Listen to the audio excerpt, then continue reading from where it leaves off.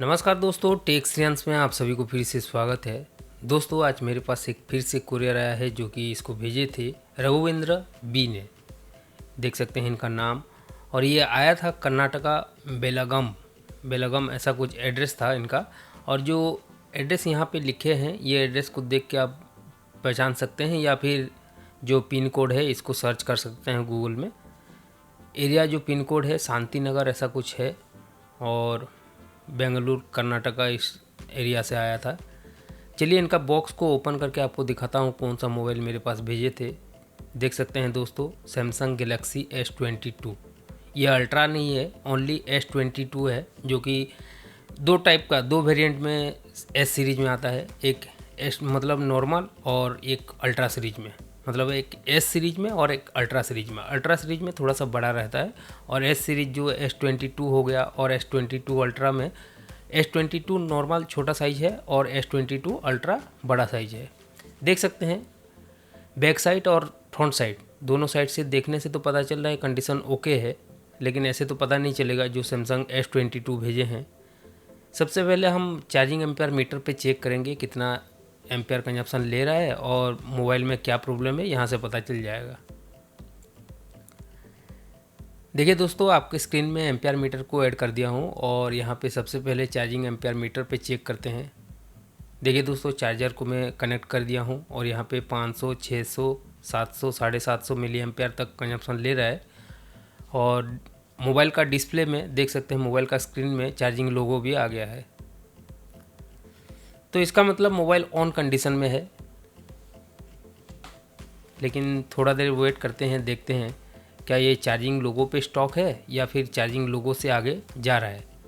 क्योंकि सैमसंग का पुराना बीमारी है चार्जिंग लोगो पे स्टॉक हो जाना, रीस्टार्ट हो जाना। इस टाइप का जो बीमारी रहता है ना सैमसंग में, ये पुराना ख़ानदानी बीमारी है। बहुत दिनों से ये प्रॉब्लम कंपनी मतलब कैसे इसको देख रहा है या फिर नहीं देख रहा है उसको पता होगा, लेकिन जो बीमारी चल रहा है ना, ये चार्जिंग लोगो प्रॉब्लम, रीस्टार्ट प्रॉब्लम, इस टाइप का प्रॉब्लम सबसे ज़्यादा सैमसंग में ही देखने के लिए मिल रहा है। ऐसा नहीं है कि ये पर्टिकुलर एक मॉडल में है, टोटल सैमसंग कंपनी जितना भी मॉडल निकाल रहा है ना, सभी सेट में 1.5 साल 2 साल चलने के बाद ये प्रॉब्लम हो रहा है। अभी देखिए दोस्तों, चार्जिंग लोगों पे स्टॉक है और एम्पेयर में ध्यान दीजिए, 1.3 एम्पेयर कंजप्शन ले रहा है। मतलब अभी तक 1.3 एम्पेयर कंज्यूम कर रहा है, लेकिन चार्जिंग लोगों से आगे नहीं गया है। आपके स्क्रीन में देख सकते हैं, मोबाइल का डिस्प्ले में भी देख सकते हैं। और ये S23 भी इसी टाइम में मेरे पास आया था, उनका भी वीडियो बनाऊंगा और आपको दिखाने की कोशिश करूंगा। ठीक है, देखिए दोस्तों, ऑटोमेटिकली ये चालू हो गया। ठीक है, ऑटोमेटिकली मोबाइल चालू हो गया और सैमसंग गैलेक्सी लोगो पे अभी रुका हुआ है। थोड़ा देर वेट करते हैं। देखिए 8.9 वोल्ट फास्ट चार्जिंग भी ले लिया है, 1.6 एम्पियर कंजप्शन ले रहा है और सैमसंग गैलेक्सी लोगो पे ही एक बार रीस्टार्ट हो गया। देखिए देख सकते हैं, सैमसंग गैलेक्सी का लोगो आया था, फिर उसके बाद ब्लैक स्क्रीन हो गया। इसका मतलब ये रीस्टार्ट हो गया। देखिए एम्पियर मीटर पे भी पता चल रहा है, इसका जो वेब फॉर्म दिखा रहा है ना, ये नीचे आ गया। नीचे आ गया मतलब ये रीस्टार्ट हो गया। अभी देखिए फिर से ग्राफ जो है ऊपर चला गया है। ठीक है, अभी फिर से सैमसंग गैलेक्सी लोगो आ गया है और इसमें यही प्रॉब्लम है। ठीक है, जिन्होंने ये मोबाइल मेरे पास भेजे थे उन्होंने बता रहे थे कि कभी कभार ठीक ठाक चलता है, कभी कभार ये पहले स्टार्टिंग से ही रिस्टार्ट कर जाता है। ठीक है, तो देख सकते हैं दोस्तों, सैमसंग गैलेक्सी S22 आज इसको रिपेयर करेंगे, लेकिन उससे पहले हम लोग इसको अच्छे से चेक करते हैं एक्चुअल में ये रिस्टार्टिंग प्रॉब्लम है या फिर और कुछ इशू हो रहा है। ठीक है, तो सबसे पहले थोड़ा बहुत इसको यूज करके देखते हैं और यूज करने के बाद ऐसे देखेंगे तो इसमें चार्ज भी अभी नहीं है, 2% चार्ज हुआ है। थोड़ी देर चार्ज भी बैठा लेते हैं और उसके बाद टेस्ट भी कर लेते हैं। देख सकते हैं 2% चार्जिंग है और इसका मॉडल नंबर सबसे पहले चेक करके आपको दिखाता हूँ, सैमसंग गैलेक्सी S22 देख सकते हैं। तो ये जो मोबाइल में प्रॉब्लम है, ये जो मोबाइल का ओनर है उनका कहना है कि कुछ टाइम यूज करने के बाद इसमें प्रॉब्लम आ रहा था। अभी तो जैसे ही ऑन किया प्रॉब्लम हमको दिख गया। ठीक है, मतलब ऑन करते ही इसमें प्रॉब्लम क्या है हमको पता चल गया है। फिर भी इसको थोड़ा देर वेट करते हैं और यूज करके देखते हैं क्या बार बार रिस्टार्टिंग आ रहा है या फिर नहीं। क्योंकि सैमसंग का कभी कभार क्या होता है, रिस्टार्ट हो जाता है फिर कुछ टाइम के लिए चल जाता है, ठीक है। तो ऐसा हो रहा है कि नहीं, इसको कंफर्म कर लेते हैं थोड़ा सा टेस्ट करके। चलिए मैं वाईफाई से कनेक्ट कर लेता हूँ मोबाइल को, और वाईफाई से कनेक्ट करने के बाद यूट्यूब थोड़ा प्ले करके देखेंगे। यूट्यूब चलाने से बाई चांस अगर प्रॉब्लम निकल गया तो आपके लिए भी ठीक है, आप भी देख सकते हैं।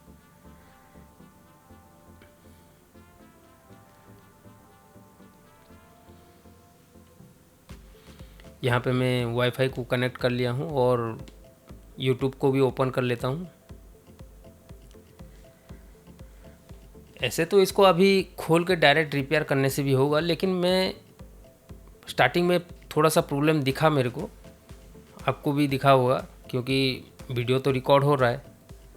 लेकिन और थोड़ा सा यूज करने के बाद ये और प्रॉब्लम दिख रहा है कि नहीं, इसको थोड़ा सा कंफर्म करने के लिए मैं इसको टेस्ट कर रहा हूँ, ठीक है।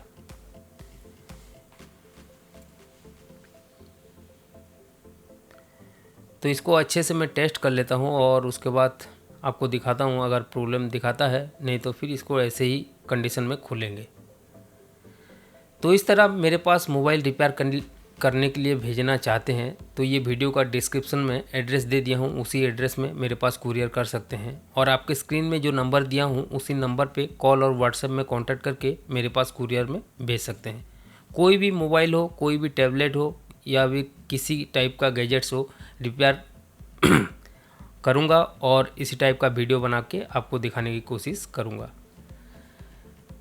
देख सकते हैं दोस्तों, यहाँ पे सॉफ्टवेयर अपडेट भी ओके है, सॉफ्टवेयर भी कोई सॉफ्टवेयर इशू नहीं है इसमें। और जितना भी आज की डेट में जितना भी सैमसंग एस सीरीज हो गया, अल्ट्रा सीरीज हो गया, S20, 21, 22, 23, 24 तक यहाँ पे प्रॉब्लम आ गया है, ठीक है।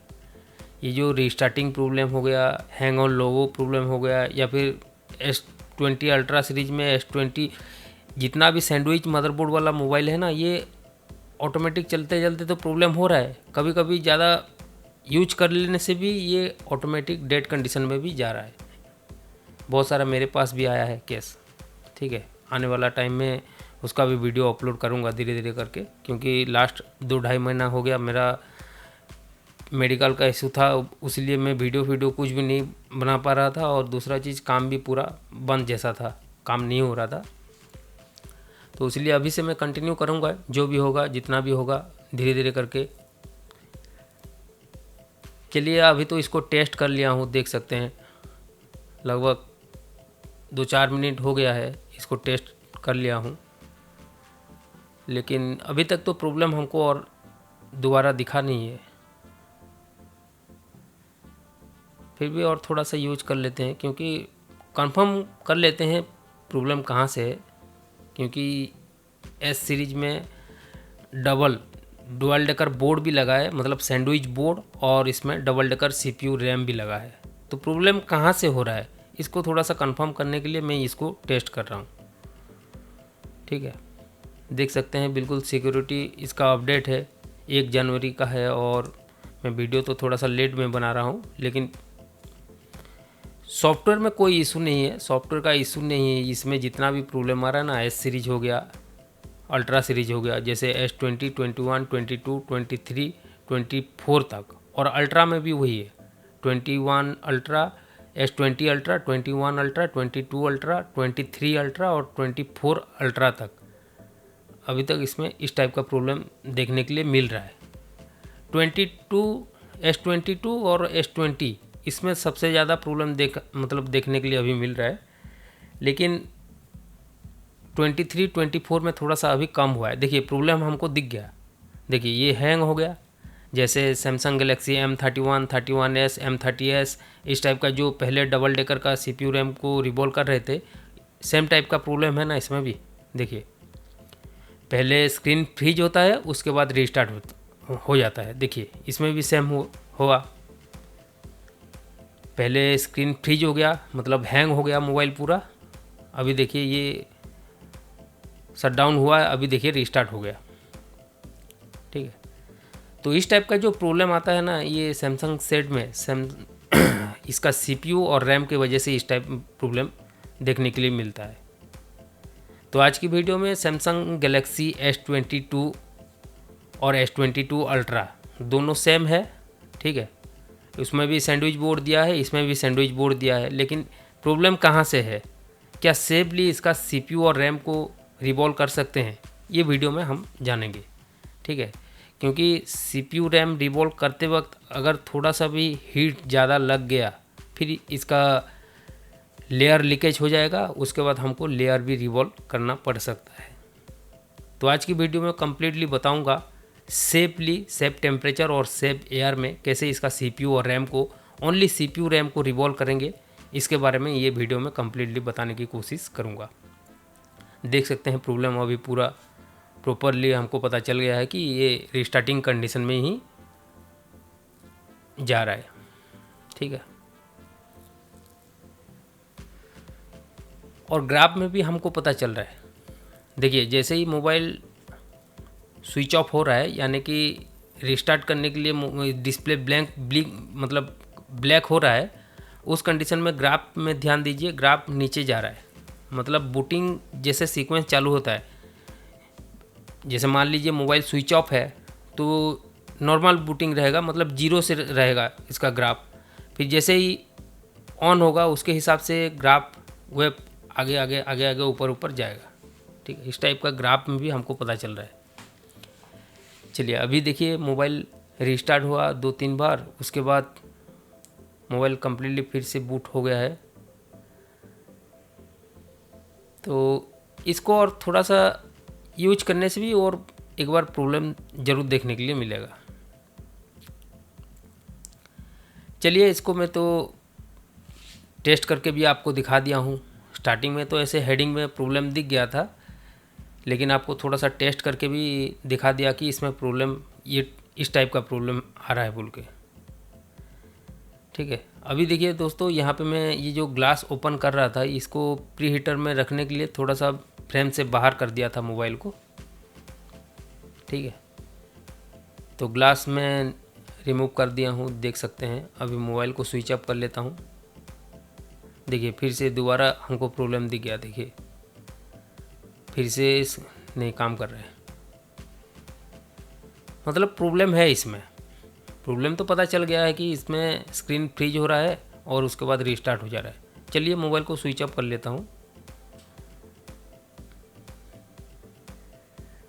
तो दोस्तों वीडियो में एंड तक बने रहिए। आज की वीडियो में सैमसंग गैलेक्सी S22 का CPU और रैम को रिवॉल्व करेंगे, देखेंगे सेफ मेथड में कैसे होता है CPU और रैम को रिवॉल्व करने की पूरा कोशिश करूँगा विदाउट लेयर को रिवॉल्व करे।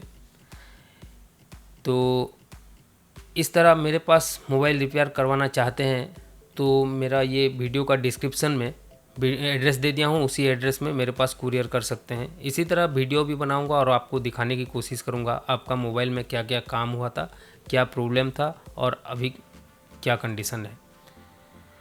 थोड़ा इसमें डिले लगता है क्योंकि वीडियो रिकॉर्ड करना और काम करना एक ही बात है, लेकिन अपलोड करना, देखिए वॉइस ओवर करके या फिर इसको एडिटिंग वगैरह करके अपलोड करना, उसमें थोड़ा सा टाइम लग जाता है। ठीक है, तो इसलिए मैं पहले काम कर लेता हूँ और वीडियो बाद में अपलोड करता हूँ। देखिए इसका मैं बोर्ड दिखाता हूँ। काफ़ी फ्लेक्सिबल मोबाइल है, मतलब महंगा फ़ोन है ये। बोर्ड देखिए, सैंडविच बोर्ड, पता चल रहा है ना। जैसे हमारा M31 का सिंगल बोर्ड रहता है, इसमें 2 बोर्ड को आपस में जॉइंट कर दिया है। ठीक है, बोर्ड कितना छोटा दिया है, देखिए बोर्ड बहुत छोटा है। लेकिन छोटा क्यों दिया है, इसमें सैंडविच बोर्ड 2 बोर्ड को एक साथ जोड़ दिया है, इसलिए बोर्ड का साइज थोड़ा सा छोटा कर दिया है। चलिए अभी इसका CPU और रैम को निकालने की कोशिश करते हैं। सबसे पहले इसका ऊपर में देखिए एक हीट सिंक टेप लगा है, इसको सबसे पहले सेफली निकाल लेते हैं, क्योंकि जब CPU और रैम को रिवॉल्व करेंगे फिर इसको लगा के ही देना पड़ेगा।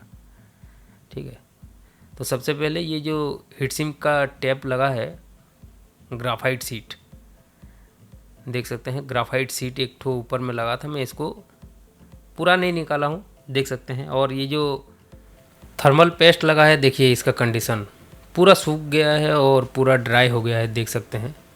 मतलब इसमें जो कंपनी थर्मल पेस्ट यूज करता है पूरा गीला टाइप का रहता है, ठीक है, ग्लू टाइप का रहता है, मतलब इतना गीला रहता है कि ये हीट होने से इधर उधर मेल्ट हो जाता है, ठीक है। लेकिन इसका कंडीशन देखिए पूरा सूख के ड्राई हो गया है, ठीक है, नमक की तरह। इतना ड्राई से पता चल रहा है कि इसमें कितना हीटिंग हो रहा होगा। और इतना हीटिंग होने से मतलब सीपीयू, रैम ये ऑलरेडी ड्राई होगा ही होगा, और ड्राई सोल्ट से इस टाइप का प्रॉब्लम 110% होगा।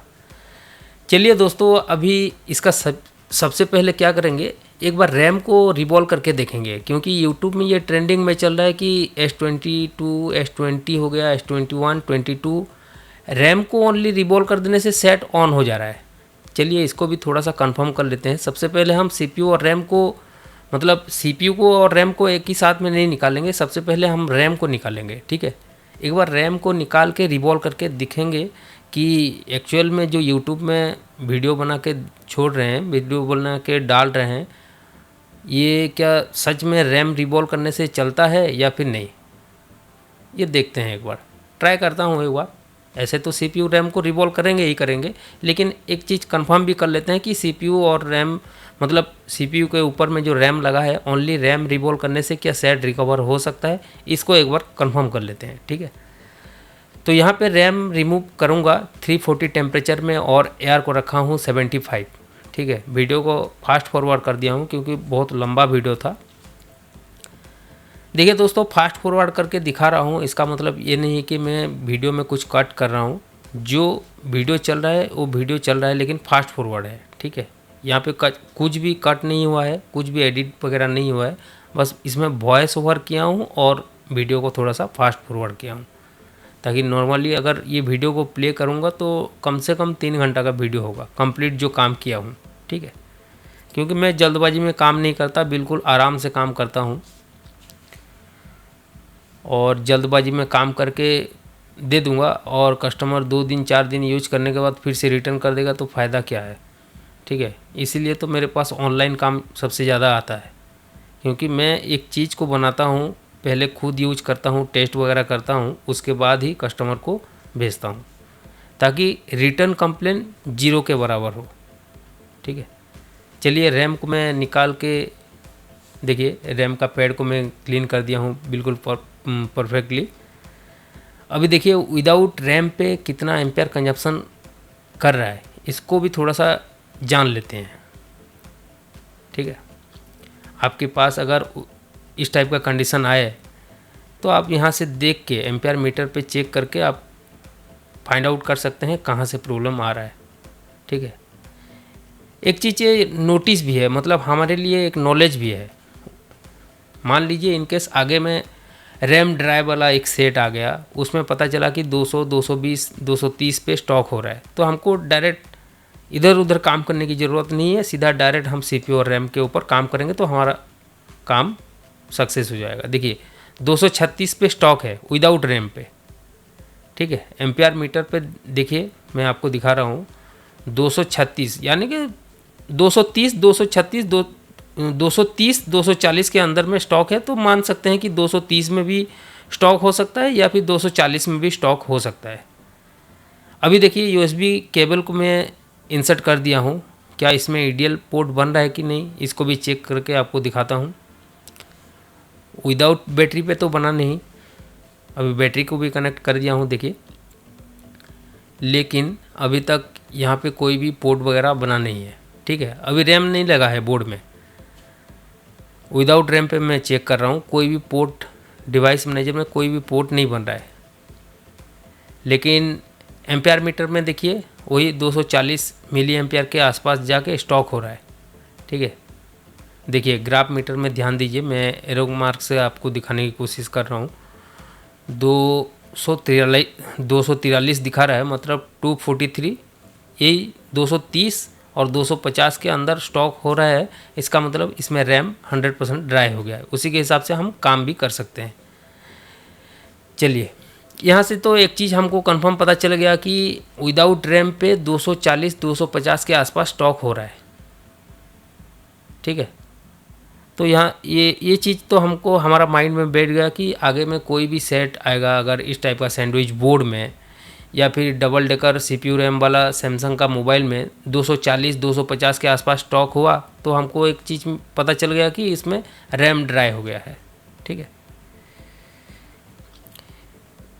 ये सब नॉलेज को आपको नोट करके रखना पड़ता है। ठीक है, देखिए मैं तो यहाँ पे वीडियो बना के अपलोड कर दूँगा, लेकिन नेक्स्ट टाइम आप अगर सर्च करके देखेंगे ना, ये वीडियो मिलेगा नहीं। यूट्यूब में कितना वीडियो पड़ा है पता नहीं, इस टाइप का नॉलेज बहुत रेयर ही मिलता है। ठीक है, तो DC रीडिंग देखिए, मैं विदाउट बैटरी कनेक्टर मतलब बूट केबल पे चेक करता हूँ। ओनली चार्जिंग एम्पियर मीटर से ही मैं ज़्यादातर काम करता हूँ, और चार्जिंग एम्पियर मीटर से ही पता चल जाता है कहाँ से प्रॉब्लम हो रहा है। चलिए, जो मैं बोल रहा था, विदाउट CPU को निकाले ओनली रैम को रिवॉल्व करेंगे तो क्या हमारा सेट सक्सेस होगा? कंफर्म करने के लिए मैं एक प्रैक्टिकल मतलब एक्सपेरिमेंट कर रहा हूँ। ओनली रैम को रिवॉल्व करके देखूँगा। सबसे पहले रैम को रिवॉल्व करूँगा, रैम को लगा के एक बार टेस्ट करूँगा। और टेस्ट कैसे करूँगा, इसमें एक बार AnTuTu स्कोर, जो AnTuTu का एप्लीकेशन आता है, उसको रन करके देखूँगा। अगर वो सक्सेस हो गया तो फिर हमारा सेट चलेगा। अगर वो चलाने के बाद, वो एप्लीकेशन को रन करने के बाद अगर मोबाइल रिस्टार्ट हो गया, डेड हो गया, तो फिर मोबाइल का काम दोबारा करना पड़ेगा। ठीक है, इसीलिए मैं कोई भी सेट को बनाता हूँ तो पहले सबसे पहले खुद टेस्ट करता हूँ। ठीक है, एक बार हैवी टास्क क्या देंगे, एक बार हम AnTuTu का जो एप्लीकेशन है, ऑफिशियल साइट में जाके उसका एप्लीकेशन को डाउनलोड कर लीजिए, उसको रन करके देखिए। अगर वो प्ले हो गया ना, तो आप मोबाइल को बिल्कुल इजी से यूज कर सकते हैं।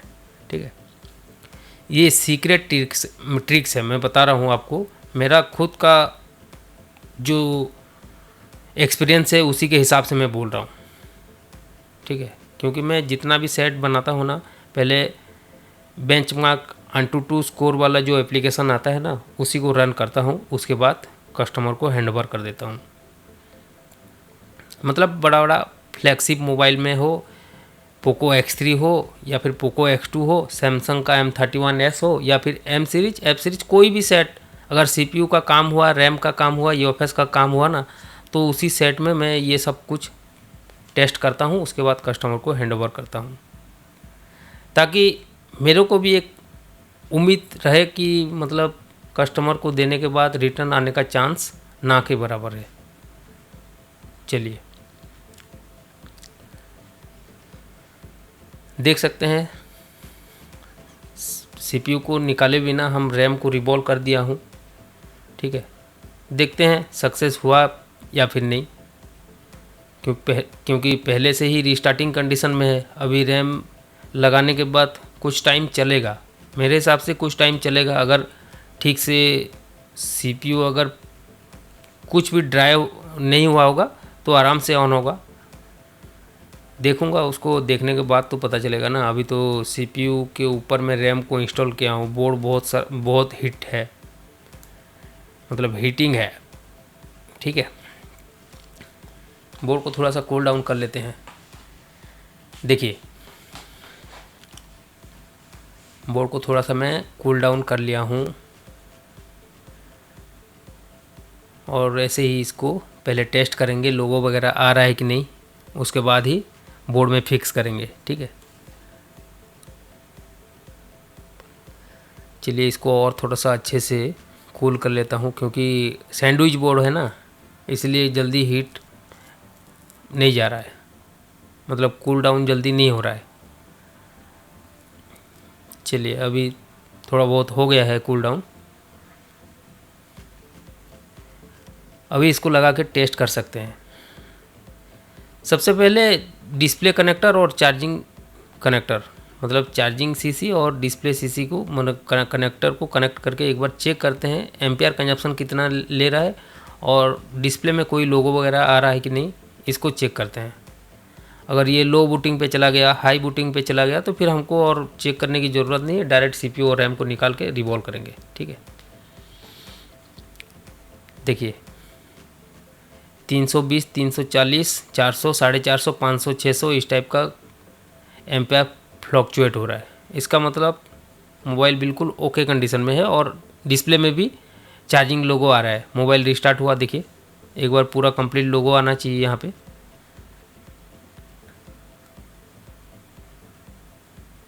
चलिए विदाउट बैटरी पे एक बार चार्जिंग लोगो आ गया, उसके बाद शट डाउन हो गया। उसके बाद देखते हैं इसको फिक्स करके, ये फ्रेम में फिक्स कर लेता हूँ। उसके बाद बैटरी को कनेक्ट करके एक बार ऑन करके देखते हैं।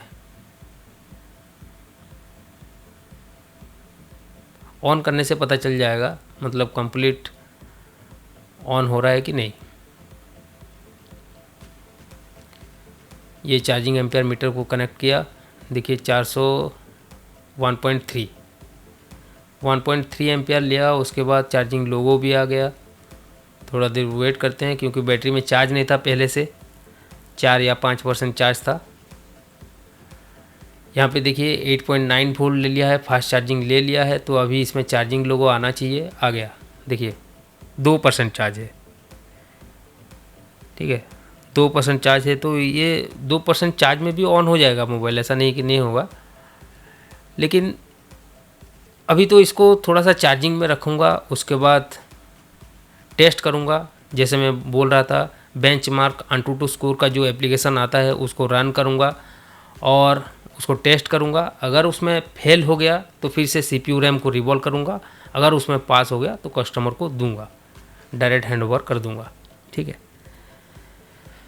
तो मोबाइल यहाँ पे तो सक्सेस हो गया है, देख सकते हैं आपके स्क्रीन में। ठीक है,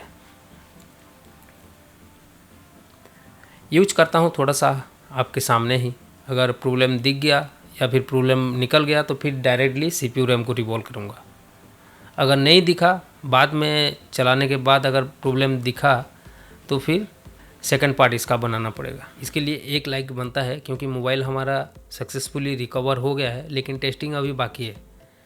ठीक है दोस्तों, इसी तरह मेरे पास रिपेयर करवाना चाहते हैं तो ये नंबर पे मेरे को कॉल और व्हाट्सएप कर सकते हैं और जो भी क्वेरीज वगैरह है आप पूछ सकते हैं। और ये वीडियो का डिस्क्रिप्शन में एड्रेस दे दिया हूँ, उसी एड्रेस में मेरे पास कुरियर भी कर सकते हैं।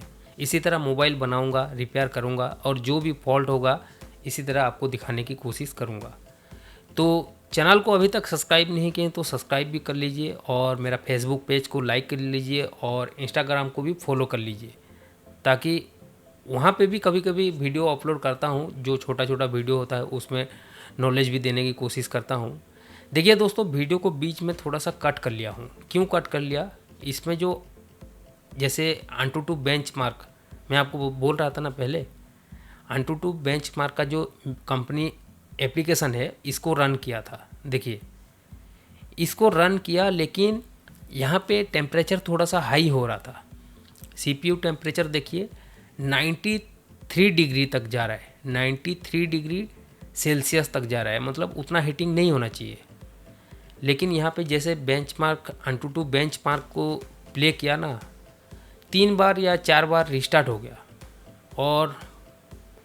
और एक बार लास्ट टाइम जब कोशिश किया पूरा डेड कंडीशन में चला गया। लेकिन मैं आपको दिखाया, वो पार्ट को कट कर दिया था क्योंकि वो लंबा प्रोसीजर था, लंबा वीडियो बन गया था।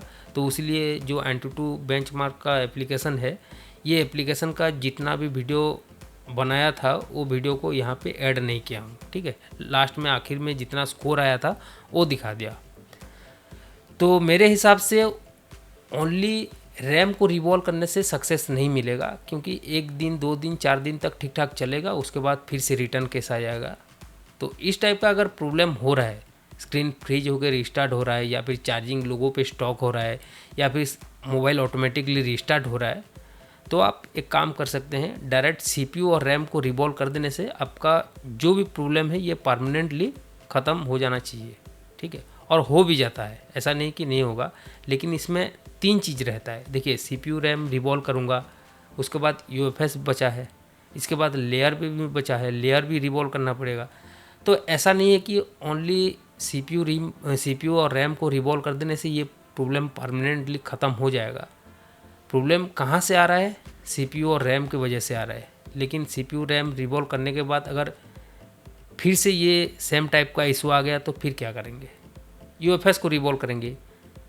देखिए दोस्तों, घुमा फिरा के ये सेट में सैंडविच बोर्ड में CPU रैम UFS ये 3 करना पड़ेगा पहले, सबसे पहले रिवॉल्व। उसके बाद जो सैंडविच बोर्ड का लेयर का बॉल दिया है, जो BGA बॉल बनाया है, वो बॉल को भी एक बार रिवॉल्व कर देने से पूरा परमानेंट सॉल्यूशन है ये। लेकिन उसमें भी बहुत सारा दिक्कत है। कैसे दिक्कत है? अगर CPU रैम रिवॉल्व कर देंगे, मान लीजिए मैं CPU रैम को रिवॉल्व कर दिया, UFS को भी रिवॉल्व कर दिया, लेयर रिवॉल्व करने के लिए बहुत लोगों को दिक्कत होता है। कैसा दिक्कत होता है? लेयर ठीक से नहीं निकालने से वो लेयर का बहुत सारा पैड निकल जाता है, ट्रैक मिसिंग हो जाता है, ट्रैक उखड़ जाता है। तो इसीलिए CPU रैम UFS तक तो ठीक है, उसके बाद आगे नहीं बढ़ते, कस्टमर को रिटर्न दे देते हैं। तो ऐसा नहीं करना है।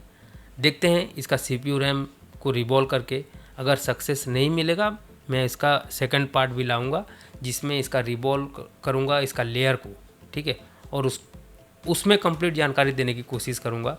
क्योंकि इसमें CPU रैम तो रिवॉल्व करूंगा ये पार्ट में। देखिए लगभग ये 40 मिनट का वीडियो होने वाला है, लेकिन अभी CPU को निकाला हूँ, रैम को पहले तो रिवॉल्व करके एक बार बैठा दिया था, लेकिन उसमें सक्सेस नहीं मिला। ठीक है, मैं आपको दिखाया, आपको पता नहीं चलेगा, लेकिन मैं रियल टाइम में ये एप्लीकेशन को रन करने के बाद ना मेरे को पता चला कि ये रैम रिवॉल्व करने से सक्सेस इसमें नहीं मिलेगा। हाँ, एक बार के लिए ऑन हो गया था, ठीक है, वो भी मैं भी मान रहा हूँ कि मोबाइल रिकवर तो हो जाएगा ऑन होके, लेकिन परमानेंटली मतलब इसका लाइफ नहीं है। 1 दिन 2 दिन 4 दिन मैक्सिमम 1 हफ्ते के अंदर रिटर्न कैश 100% आएगा। इसलिए दोस्तों मैं दोबारा इसका CPU रैम को मतलब CPU को फिर से निकाला और उसको रिवॉल्व करके अभी बैठाने वाला हूँ। देखिए मैं रिवॉल्व करूँगा CPU को, और ये महंगा फ़ोन की महंगा CPU है जो कि आपके स्क्रीन में देख सकते हैं। कौन सा CPU दिया है? ये शायद 7 Gen 3 CPU दिया है, मेरे हिसाब से वही लग रहा है। मैं उसका नंबर को थोड़ा सा देखा नहीं ठीक से। SM8450, ठीक है, आप गूगल में सर्च कर सकते हैं SM8450 CPU कौन सा दिया है। 7 Gen 3 शायद मेरे हिसाब से, ठीक है, जो भी है वो गूगल में सर्च करना पड़ेगा। ये सब हमारा काम नहीं है, लेकिन जो स्टेंसिल में नंबर दिया है मैं उसी को देख के बोल दिया कि 8150 8140 इस टाइप का कुछ CPU दिया है। देखिए 7 Gen 3 CPU है शायद, मेरे हिसाब से, मेरे को ऐसा ही लग रहा है। देख सकते हैं दोस्तों, CPU प्रॉपरली रिवॉल्व कर दिया हूँ। देखिए वीडियो को इसलिए फास्ट फॉरवर्ड किया हूँ क्योंकि ये बहुत लंबा वीडियो था, मैं इसको शॉर्टकट में बना के आपको दिखाने की कोशिश कर रहा हूँ, ठीक है, क्योंकि इसका 1-2 पार्ट और आने वाला है।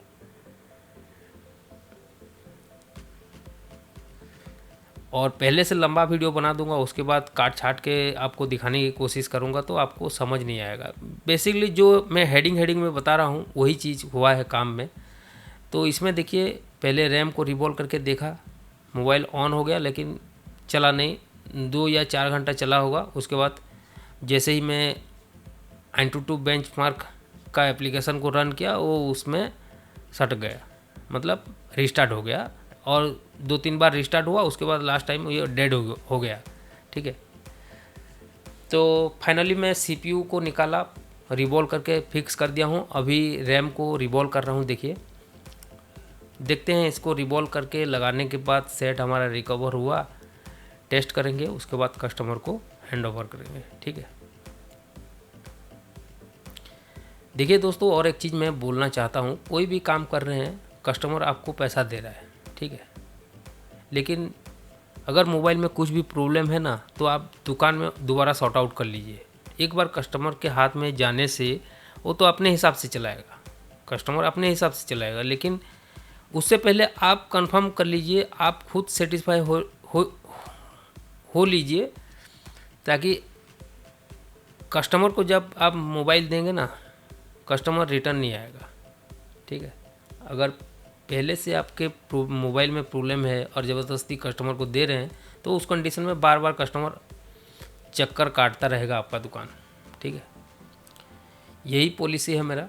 मैं एक चीज़ काम करता हूँ, उसके पहले मतलब उसके बाद थोड़ा बहुत टेस्टिंग करता हूँ, प्रॉपर मैं सेटिस्फाई हो जाने के बाद कस्टमर को हैंड ओवर कर देता हूँ, ताकि उस कंडीशन में कस्टमर का आने का चांस बिल्कुल ना के बराबर है। और एक चीज़ है, मतलब इलेक्ट्रॉनिक्स आइटम है, हम लोग काम कर रहे हैं, कंपनी काम करके कंपनी रोबोटिक मशीन में ये सब कुछ काम कर रहा है और फिर भी प्रॉब्लम हो रहा है। हम तो हाथ में काम करके अगर प्रॉब्लम निकल गया तो वो तो किस्मत का है और क्या करेंगे। लेकिन ऐसा काम कीजिए 100 में से 99 मोबाइल रिटर्न नहीं आना चाहिए। एक आध आ गया तो भी चलेगा, 10 भी आ गया तो भी चलेगा, लेकिन 90 रिटर्न नहीं आना चाहिए। ऐसा एक एस्टिमेट बना के दिमाग में काम कीजिए। चलिए, बात करते करते CPU और रैम को दोनों को रिवॉल्व करके बैठा दिया हूँ। देख सकते हैं, बोर्ड को थोड़ा सा कूल डाउन कर लेता हूँ, उसके बाद टेस्ट करके आपको दिखाने की कोशिश करता हूँ सक्सेस हुआ या फिर नहीं।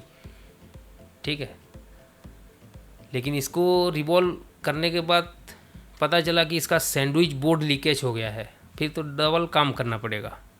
ठीक है, आपको पहले से मैं बताया था कि सेफ टेम्परेचर और सेफ एयर में कैसे काम करेंगे। अभी रिजल्ट देखिए, उसके बाद मेरे को कमेंट कीजिए ये सेफ टेम्परेचर था 340 टेम्परेचर और एयर 75 या फिर नहीं था। आप कितने में काम करते हैं, कितना टेम्परेचर कितना एयर में काम रख के काम करते हैं, मेरे को कमेंट में बताइए। ठीक है, इसी टेम्परेचर, जैसे मैं 340 टेम्परेचर में रैम को निकाला, 340 टेम्परेचर में CPU को निकाला। ठीक है, उसी टेम्परेचर में अगर कोई भी सैंडविच बोर्ड में काम करेंगे CPU रैम को निकालने के लिए, तो आपका लेयर कभी भी लीकेज नहीं होगा, इतना मेरा गारंटी है। देखिए, मैं चेक करके आपको दिखा रहा हूँ, लोगो 100% आएगा। ठीक है,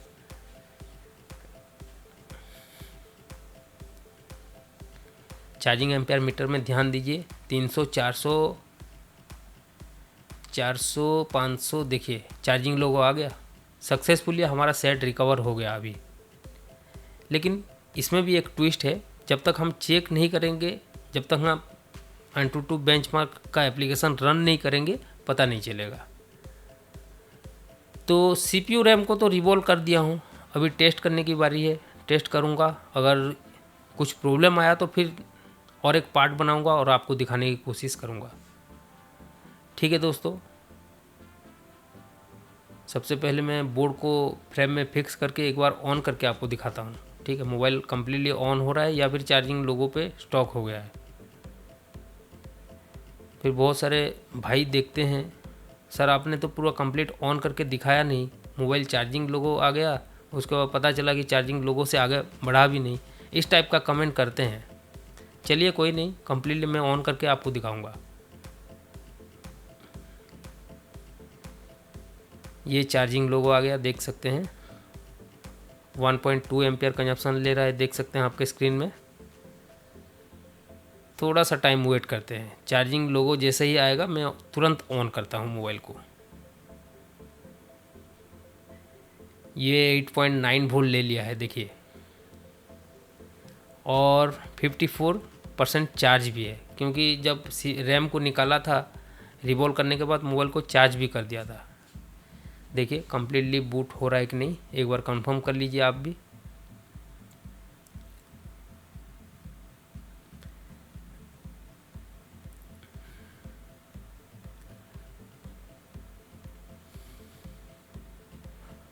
देखिए ये सेकंड बूट में आ गया है, और थोड़ा सा वेट करते हैं कम्प्लीटली बूट हो रहा है कि नहीं, इसको भी कंफर्म कर लेते हैं। तो दोस्तों ये वीडियो आपको कैसा लगा कमेंट में ज़रूर बताइए। देखिए पूरा कंप्लीट सेट, मतलब कंप्लीट बूट हो गया है, पूरा मेन विंडो में आ गया है मोबाइल का।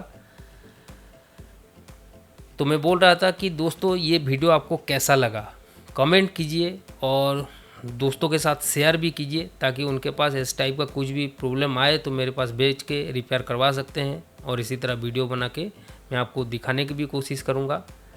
देखिए दोस्तों, मोबाइल यहाँ पे कम्प्लीटली बूट हो गया है। मोबाइल को थोड़ा बहुत टेस्टिंग करूँगा और पूरा कंप्लीट फिटिंग करके कैमरा वगैरह सब कुछ लगा के पूरा जैसे मैं बोल रहा था AnTuTu बेंचमार्क एप्लीकेशन को पूरा प्ले करूँगा, उसके बाद ही कस्टमर को दूंगा। ठीक है, तो दोस्तों आज का वीडियो में बस इतना ही। मिलता हूँ दोस्तों और किसी वीडियो में और किसी टॉपिक में। तब तक के लिए जय हिंद, वंदे मातरम।